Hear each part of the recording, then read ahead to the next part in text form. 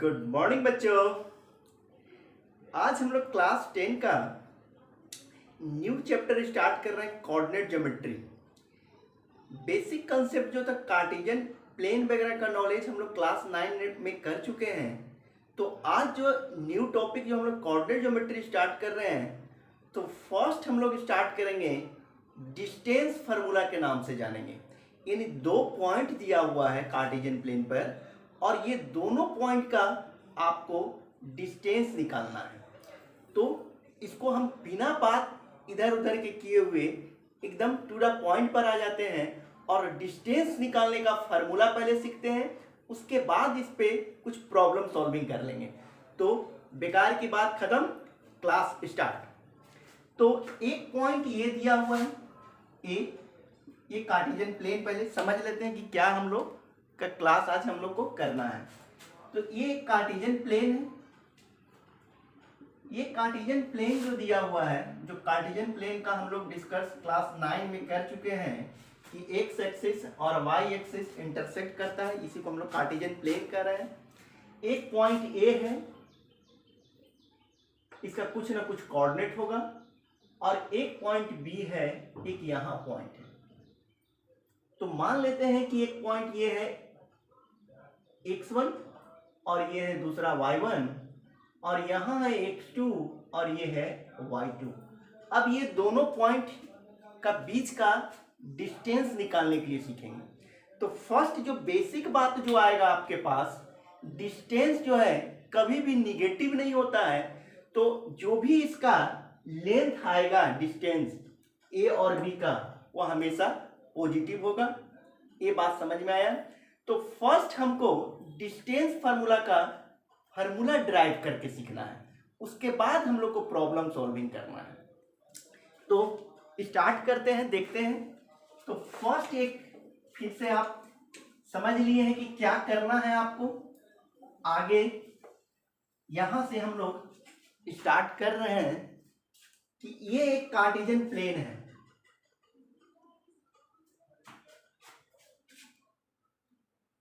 ये Cartesian plane X axis, Y axis, X dash और ये हुआ वाई डैश। तो एक्स एक्सिस और वाई एक्सिस इंटरसेक्ट कर रहा है ओ पॉइंट को, जिसको हम लोग ओरिजिन के नाम से जानेंगे। तो ओरिजिन का जो कोऑर्डिनेट होता है वो 0 0 हम लोग दिखाते हैं। एक्स कोऑर्डिनेट को कुछ कुछ बात जो है हम इसको डिस्कस बोल के ही कर लेंगे पढ़ाते पढ़ाते में ही। एक्स कोऑर्डिनेट को क्लास 9 में हम लोग अब्सिसा के भी नाम से जाने थे और वाई कोऑर्डिनेट को हम लोग ऑर्डिनेट के नाम से जानते हैं। एक्स एक्सिस में एक्स एक्सिस पर, ऑन द एक्स एक्सिस पर वाई कोऑर्डिनेट 0 होता है और वाई एक्सिस पर एक्स कोऑर्डिनेट 0 होता है। तो कार्टेशियन प्लेन जो है 4 पार्ट में डिवाइड होता है। इसको first quadrant, second quadrant, third और फोर्थ, जो कि आप क्लास 9 में ये सब कर चुके हैं। फिर भी एक बार मैं बोल दे रहा हूं, फर्स्ट क्वाड्रेंट में एक्स कोऑर्डिनेट भी पॉजिटिव होगा और वाई भी पॉजिटिव होता है, क्योंकि ओरिजिन से इस साइड जा रहे हैं तो पॉजिटिव और ओरिजिन से ऊपर भी जा रहे हैं तो पॉजिटिव, यानी दोनों पॉजिटिव पॉजिटिव होगा। सेकंड क्वाड्रेंट में हम लोग बात करेंगे तो सेकंड क्वाड्रेंट में एक्स तो निगेटिव होगा और वाई पॉजिटिव, क्योंकि इधर जब जाएंगे ओरिजिन से एक्स डैश की तरफ तो एक्स कोऑर्डिनेट निगेटिव होगा, लेकिन ओरिजिन से ऊपर जब वाई कोऑर्डिनेट के अकॉर्डिंग जाएंगे तो ये पॉजिटिव होगा। और थर्ड में इधर भी निगेटिव और इधर, यानी थर्ड में निगेटिव निगेटिव, और फोर्थ में इधर पॉजिटिव जा रहे हैं और इधर निगेटिव, यानी फोर्थ कोऑर्डिनेट में जो भी वैल्यू होगा वो पॉजिटिव और पॉजिटिव। तो ये आपके पास 2 पॉइंट हम लोग ले रहे हैं। एक पॉइंट यहां ले लिए ए, एक पॉइंट हम लोग लिए ए, जिसका कोऑर्डिनेट हम दिखा रहे हैं x1 y1। इसका कोऑर्डिनेट हम लोग क्या लिए ए का, x1 और दूसरा y1 हो गया। एक दूसरा पॉइंट ले रहे हैं हम लोग b, ये आपके पास b पॉइंट है। ये b का जो कोऑर्डिनेट हम लोग लिए x2 और ये y2, x2 एंड y2, यानी ये जो x1 और y1 जो है ये कोऑर्डिनेट मैंने लिया, इस बात को समझिएगा। अब यहां से समझ लीजिए क्लास 9 में एक लोकेशन ऑफ ये पॉइंट भी बताए होंगे, एक मिनट इसका भी यूज होगा जो समझ लेते हैं कि मान लेते हैं ये कार्टेशियन प्लेन है, इस पर एनी पॉइंट P मैंने लिया जिसका कोऑर्डिनेट A और B है, तो जो परपेंडिकुलर लाइन अगर हम लोग ड्रॉ करते हैं यानी वर्टिकल P से N का जो डिस्टेंस होगा वो B होगा, और ओरिजिन से लेकर जो M का डिस्टेंस होगा वो A कहलाएगा। ये बात को आप जान रहे हैं, जिसको हम लोग लोकेशन ऑफ पॉइंट के नाम से जानते हैं। ये P पॉइंट है, अगर P को हमको लोकेट किए इस कार्टेशियन प्लेन पर, तो जब भी कोऑर्डिनेट होगा तो पेयर में होता है, एक x कोऑर्डिनेट होता है, दूसरा y कोऑर्डिनेट होता है। तो ये x कोऑर्डिनेट हो गया, ये y कोऑर्डिनेट हो गया। यहाँ से परपेंडिकुलर लाइन ड्रॉ करेंगे, ये वर्टिकल लाइन जो होगा उसको हम लोग b कोऑर्डिनेट बोलेंगे, और जो हॉरिजॉन्टल होता है उसको हम लोग x कोऑर्डिनेट बोलते हैं। क्लियर हो गया। अब यहां से देखेंगे कि a और b दो पॉइंट है, तो क्या करते हैं, यहां से हमको लेंथ निकालना है, तो यही एक रस्सी का काम कर रहा है। तो यहां से जब लेंथ निकालने का बात करेंगे, हम लोग को फार्मूला निकालना है, तो अब आप क्या करो, ए से एक परपेंडिकुलर लाइन ड्रॉ कर देंगे, किस पे, एक्स एक्सिस पे, यानी एक परपेंडिकुलर लाइन ड्रॉ कर दिया मैंने, तो एम परपेंडिकुलर ड्रॉ कर दिया हम लोग एक्स एक्सिस पर। एक और परपेंडिकुलर लाइन ड्रॉ कर दो, बी से भी परपेंडिकुलर आप लाइन ड्रॉ कर दीजिए एक्स एक्सिस पर, यानी एक परपेंडिकुलर लाइन मैंने ड्रॉ कर दिया एक्स एक्सिस पर एन पॉइंट। अब आप देखो ये bn परपेंडिकुलर है, अब a से जो परपेंडिकुलर है उस परपेंडिकुलर पे एक और परपेंडिकुलर लाइन ड्रॉ कर दो a से इस पे एक c पॉइंट, बस इतना समझ लेना है। मैं फिर बोल रहा हूं, एक पॉइंट a है, दूसरा पॉइंट b है, a और b का बीच का हमको लेंथ निकालना है, यानी ये ब्लैक वाला जो दिया हुआ है यही लेंथ हमको निकालने के लिए सीखना है, यहां से यहां का जो लेंथ होगा वो क्या होगा।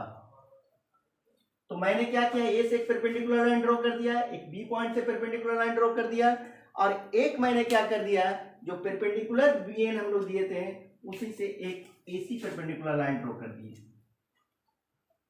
अब लोकेशन ऑफ ये पॉइंट से आ जाओ, ये जो लेंथ होगा कहां से, ये वाला लेंथ, यानी ए से लेकर एम तक ये y1 होगा, और लोकेशन ऑफ ए पॉइंट से देखो जो आपने बोला था कि वर्टिकल लेंथ जो होगा वो आपके पास y होगा, और जो हॉरिजॉन्टल होगा वो x होगा। तो यहां से आप समझो o से लेकर जो m का जो लेंथ होगा वो x1 होगा। अब आप फिर देखो यहां से y से लेकर b से लेकर जो n का जो लेंथ है वो आपके पास y2 होगा, और जो आपके पास o से लेकर आपके पास n का जो लेंथ है वो आपके पास x2 होगा। हो गया यहां तक बात समझ में। अब आप देखो यहां से ये सारा बात जब समझ में आ गया, तो एक बात यहां से समझेंगे क्या, जो मेन बात आ रहा है कि जो लेंथ mn होगा और सेम लेंथ ac होगा, यानी mn और ac जो होगा वो सेम होगा, क्योंकि आपने यहां पे 90 डिग्री दिखाया है और ये भी 90 है, ये भी 90, तो AMNC जो क्वाड्रिलेटरल बन रहा है वो क्वाड्रिलेटरल जो आपको दिखा रहे हैं AMCN वो क्या बना, वो आप देखो यहां से समझो, यानी ये रेक्टेंगल का रूप बन रहा है, यानी ये जो शेप बना वो रेक्टेंगल बन गया।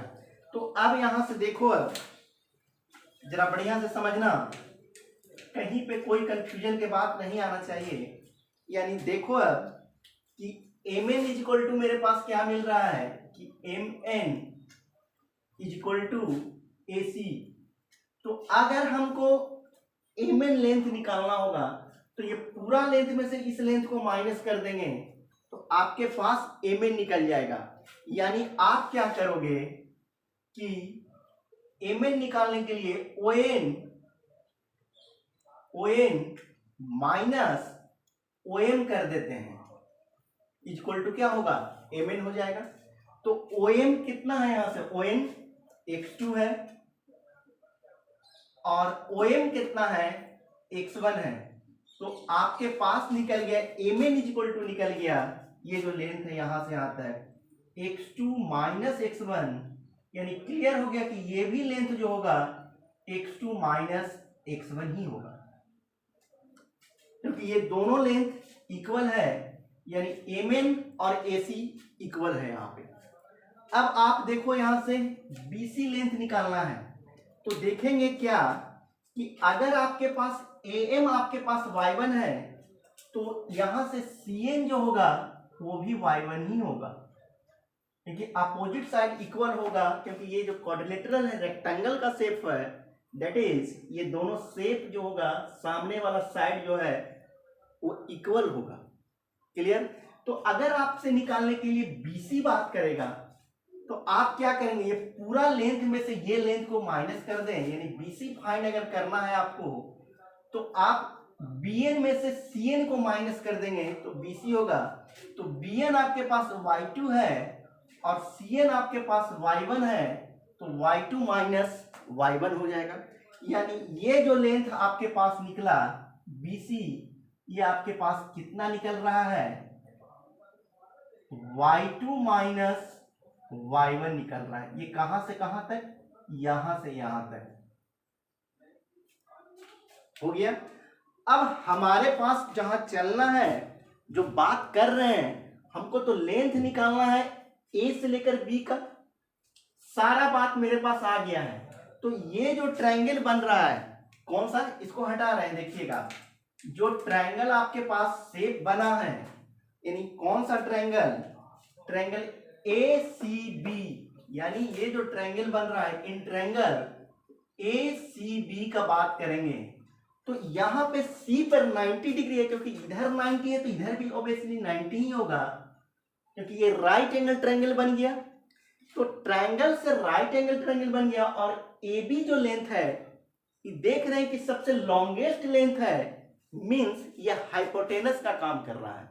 तो एक रटा रटा हुआ आपके पास फार्मूला है पाइथागोरस थ्योरम में कि हाइपोटेनस के square is equal to base square plus perpendicular के स्क्वायर। इसको हम लोग पाइथागोरस थ्योरम के नाम से ट्रायंगल में सिमिलरिटी क्राइटेरिया यूज करके हम लोग प्रूफ भी कर चुके हैं, जो कि क्लास 10 में ही किए हैं। तो जो नहीं किए हैं उसको आप देखो और बढ़िया से समझो। तो ये सारा बात समझ में आ रहा है। तो अब इस ट्रायंगल में हमको AC का स्क्वायर निकालेंगे, तो आपके पास क्या निकल जाएगा, सॉरी AB का स्क्वायर बात करेंगे हम लोग, AB का square is equal to AC का स्क्वायर प्लस BC का स्क्वायर होगा, क्योंकि हाइपोटेनस आपके पास AB है।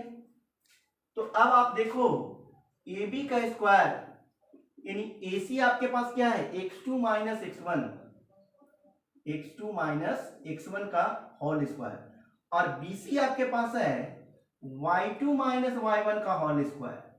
तो यहां AB इज इक्वल टू आपके पास क्या निकल गया, root under x2 minus x1 का whole square plus y2 minus y1 का होल स्क्वायर। तो ये जो आपके पास लेंथ निकला, ये फार्मूला निकल रहा है A से लेकर B का, ये A और B का बीच का लेंथ निकालने का फार्मूला हो गया x2 माइनस x1 का whole square plus y2 minus y1 का होल स्क्वायर। अब यहां से ध्यान देने वाला बात है, अगर कोई स्टूडेंट x2 माइनस x1 न लिखकर x1 माइनस x2 भी लिखेगा तो कोई दिक्कत नहीं होगा। क्यों नहीं होगा, क्योंकि स्क्वायर लगा हुआ है। तो अगर आप 1 माइनस 2 का होल स्क्वायर करेंगे तो क्या होगा, माइनस 1 का स्क्वायर यानी 1 हुआ। अगर कोई स्टूडेंट 2 माइनस 1 का स्क्वायर करेंगे तो 2 माइनस 1 यानी 1 का स्क्वायर यानी 1 ही होगा। तो कोई ऐसा फार्मूला जो है ये नहीं है कि सिर्फ जो मैं लिख रहा हूं वही है। अगर आप कोई ऐसे फार्मूला को लेके चलेगा, ये जो फार्मूला तो मेरे पास बन के रेडी हो गया कि x2 मेरे पास जो बनना था फार्मूला वो बन के रेडी हो गया है। तो इसको आप अपने तरीका से भी लिख सकते हैं कि AB का अगर आप लिखेंगे, बात करेंगे तो root under x1 minus x2 का whole square plus y1 minus y2 का होल स्क्वायर। इससे कोई दिक्कत नहीं होगा आपको, जो मैं बोल रहा हूं। कोई लिखेगा x1 माइनस x2 का whole square plus y1 minus y2 का होल स्क्वायर, तो इससे दिक्कत फार्मूला में आपको प्रॉब्लम सॉल्विंग में कोई दिक्कत नहीं होगा, क्योंकि स्क्वायर पे लगा हुआ है तो निगेटिव ही स्क्वायर होगा, तो आपके पास जो फार्मूला बन जाएगा वो पॉजिटिव ही हो जाएगा। इसलिए मैं बार बार बोल रहा हूं कि A B is equal to आप लिख सकते हैं root under x1 minus x2 का whole square plus y1 minus y2 का होल स्क्वायर। तो प्रॉब्लम सॉल्विंग में ये से करो चाहे ऐसे करेंगे कोई दिक्कत नहीं होगा। तो ये मेरे पास फार्मूला हो गया, क्यों ऐसा होता है, जो कि मैंने इसका डेरिवेशन करके दिखाया। अब इससे रिलेटेड कुछ क्वेश्चन कर लेंगे, तो अब बहुत अच्छा से समझ में आएगा। पहले इसको आप नोट कर लो बढ़िया से, आप अच्छा से नोट करो, आप एकदम आराम से, और समझने के लिए है कि क्या हम पढ़ रहे हैं और क्यों ये फार्मूला बन रहा है, वो समझना बहुत जरूरी है। रटा हुआ तोता की तरह नहीं सिर्फ बन लो कि बस हो गया, बस काम मेरा चल गया। अगर आपके पास 2 पॉइंट दे दिया, अगर मान लो एक पॉइंट ए है 2 3 और दूसरा पॉइंट है अनदर पॉइंट जो बी है 4 और 1 है, अब आपको बोल रहा है कि ये कहीं ना कहीं तो कार्टेशियन प्लेन पर होगा ही होगा, तो एक रब ये भी पॉजिटिव है, यानी फर्स्ट क्वाड्रेंट में, ये भी फर्स्ट क्वाड्रेंट में, कुछ भी हो सकता है ये। तो ये 2 पॉइंट दिया हुआ है, ये दोनों का बीच का लेंथ निकालना है। तो ए बी इक्वल टू हमारे पास फार्मूला अभी निकाल लिए, क्या निकाले हैं कि root under x2 minus x1, आप कुछ भी लिखेंगे x1 माइनस x2 का भी तो कोई दिक्कत नहीं है, तो x2 माइनस x1 का whole square plus y2 minus y1 का होल स्क्वायर, ये मैंने फार्मूला लिखा, यही फार्मूला आपके पास आया है। तो ये x1 है, ये y1 है, ये x2 है, ये y2 है। अगर आप इसको x1 y1 मानेंगे तब भी कोई दिक्कत नहीं है, इसको x2 y2 मानेंगे तब भी कोई दिक्कत नहीं है। तो अब आप x2 मानो हम इसी को माने हैं, इसको मान लिए x2 और ये मान लिए हम y2, ये आपके पास है x1 और ये है आपके पास y1। वो आप पर डिपेंड करता है कि इसको क्या मानते हैं, लेकिन x को पहले जो ऑर्डर में होगा पेयर में, तो फर्स्ट x ही होगा तब y लेंगे, ये नहीं कि पहले x y ले लेंगे फिर x, ऐसा नहीं होगा। ये बात को आप समझ लो। तो ये बात को ध्यान देना है कि फर्स्ट पेयर में जब भी कोऑर्डिनेट होगा तो आपके पास x ही होना चाहिए। तो हम देख रहे हैं फार्मूला x2, तो 4 लिखेंगे, तो 4 माइनस 2 के ये तो क्या लिखेंगे होल स्क्वायर प्लस 1 माइनस 3 का होल स्क्वायर। तो आपके पास क्या बना, तो -2 माइनस 4 माइनस 2 का स्क्वायर क्या हो गया 4, और -2 का स्क्वायर भी 4 हो गया, यानी आपके पास हो गया √8। तो √8 बराबर क्या होगा 2√2 यूनिट्स हो गया, यानी यहां से यहां का जो लेंथ होगा ए से बी का वो 2√2 होगा। समझ में आ गया प्रॉब्लम सॉल्विंग के हिसाब से। अगर आपके पास यहां से समझिए ये जो लेंथ दिया हुआ है, अगर आपसे कोई लेंथ पूछेगा, ओरिजिन से लेंथ पूछेगा आपसे, यानी एक पॉइंट दिया हुआ है और दूसरा पॉइंट जो आपसे पूछेगा कि ओरिजिन से लेंथ निकालने के लिए, तो उसमें भी कोई बात नहीं है, ओरिजिन तो फिक्स पॉइंट होता है, वहां तो कोऑर्डिनेट आप जान रहे हैं कि क्या है, यानी ओरिजिन 0 0 है। तो ये एक कार्टेशियन प्लेन है आपके पास। अब और आसान बनने वाला है फार्मूला, देखो कि ये ओरिजिन है, तो यहां से लेंथ पूछ रहा है ए का, तो ए का कुछ ना कुछ कोऑर्डिनेट होगा, तो यहां कोऑर्डिनेट मैंने ले लिया x1 और y1, तो यहां ओरिजिन का नहीं कोऑर्डिनेट है तब भी हम समझेंगे कि क्या है 0 0 है। तो फार्मूला मेरे पास क्या हो गया, 0 माइनस x1 का स्क्वायर प्लस 0 माइनस y1 का स्क्वायर, यानी आपके पास फार्मूला क्या बन गया, OA इक्वल टू हो गया √x1 का स्क्वायर प्लस y1 का स्क्वायर। यानी जब आपके पास डिस्टेंस फ्रॉम द ओरिजिन बोलेगा तो आप क्या करेंगे, जो कोऑर्डिनेट दिया रहेगा उसका स्क्वायर जो दिया हुआ है x1 का स्क्वायर प्लस y1 का स्क्वायर कर देंगे। यहां तक बात समझ में आ गया। तो एक क्वेश्चन कह रहा है कि find the distance from the origin, और आपके पास कोऑर्डिनेट दिया हुआ है, एक कोऑर्डिनेट दिया हुआ है ए, आपके पास दिया हुआ है 4 और 3 दिया हुआ है, चाहे 5 मैं लिख दिया, ठीक है जी। तो इससे आपको डिस्टेंस पूछ रहा है कि find the distance from the origin. तो ये 4 यानी x1 y1 जो है 4 5 पे है और ओरिजिन जो है 0 0 पे है। तो अभी तुरंत तो फार्मूला लगाए हैं कि 0 माइनस 4 का स्क्वायर यानी क्या हो गया 4 का स्क्वायर प्लस 5 का स्क्वायर 25, 5 का स्क्वायर कर देंगे क्योंकि 0 माइनस 4 का स्क्वायर और 0 माइनस 5 का स्क्वायर, तो 4 का स्क्वायर प्लस 5 का स्क्वायर यानी क्या निकल गया 16 प्लस 25 यानी आपके पास हो गया कितना, ऐड अगर हम लोग कर देते हैं तो ये हो गया √41। तो ये परफेक्ट स्क्वायर नहीं है तो ये ही रहने दीजिएगा, इतना ही। तो ये आपके पास जो मैंने बताया कि 2 पॉइंट दिया हुआ है तो दोनों पॉइंट का बीच का लेंथ कैसे निकालेंगे वो मैंने बता दिया कि कोऑर्डिनेट ज्योमेट्री में कोऑर्डिनेट के हेल्प से, और कोऑर्डिनेट में जो भी फिगर बनता है वो 2 डायमेंशन बनता है, एक x बनता है और दूसरा y बताता है। यानी जितना भी कार्टेशियन प्लेन पर जो फिगर कोऑर्डिनेट ज्योमेट्री के थ्रू बनेगा ये वो 2 डायमेंशनल फिगर बनेगा। अब 2 डायमेंशन आप समझ रहे हैं, रेक्टेंगल, स्क्वायर, सर्किल, ये सारा जो है इसमें लेंथ और ब्रेथ का बात करेगा, यानी x और y का बात करेगा। तो ये सारा बात जो है 2 डायमेंशनल है। तो आज जो हमको हमारा जो काम था वो मैंने सिखाया कि 2 पॉइंट का बीच का डिस्टेंस निकालने का। उम्मीद है कि आपको समझ में आया होगा। अगर कुछ कमी रहा है, नहीं समझ पाए हैं तो आप मैसेज बॉक्स में मेरे मैसेज कीजिए और मैं उसको फिर से क्लियर करने की कोशिश करूंगा। और उम्मीद है कि आपको सब समझ में बात आ गया होगा। सारे बच्चे लोग ऐसे ही बोल रहे हैं। आप मेरे चैनल को सब्सक्राइब कीजिए, लाइक कीजिए ताकि मेरा मोटिवेशन और बच्चे बढ़ा बने और मैं और भी अच्छा आपको क्लास कराने का कोशिश करूँ। तो आज का यही आपका क्लास था। Thank you class.